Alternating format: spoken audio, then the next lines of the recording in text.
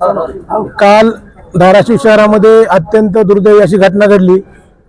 Poddar शाळेसमोरील national क्रमांक 52 या ठिकाणी पोद्दार शाळेमध्ये शिकत असलेला अथर्व अजय सोनवणे इयत्ता 6वी मध्ये शिकत होता। त्याचं अपघाती निधन झालं।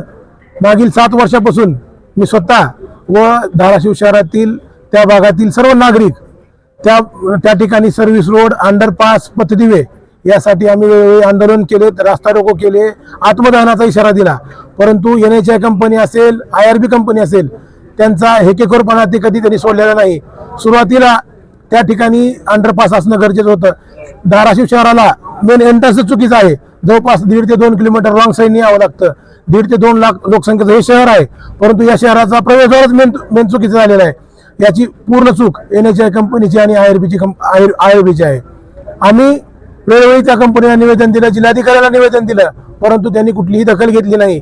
जर त्या ठिकाणी सरीसोड असता तर त्या काल बालकाचं निधन झालं नसतं, त्याचा जीव वाचला असता। परंतु NHI ला काही घेणं देणं नाही, IRB ला काही घेणं देणं नाही। किती लोक गेले तर त्यांना काही सुतक नाही त्याचं। आतापर्यंत 25 लोकांचा त्या ठिकाणी जीव गेलेला आहे।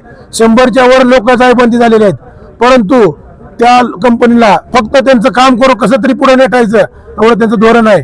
आम्ही आज सर्व पक्षीय, सर्व संघटना व धाराशिव शहरातील सर्व नागरिकांच्या वतीनं आज माननीय जिल्हाधिकाऱ्यांना निवेदन दिलेलं आहे की उद्या दुपारी 4 वाजता पोद्दार शाळेसमोर आम्ही सर्व शहरवासींच्या वतीनं, नागरिकांच्या वतीनं रास्ता रोको करणार आहेत आणि येत्या 8 दिवसामध्ये त्या ठिकाणी सर्व्हिसरोडचं काम करावं, अन्यथा आम्ही त्या ठिकाणचा जो आम्ही रास्ता रोको करणार आहेत तो आम्ही पाठीमागे घेणार नाहीत।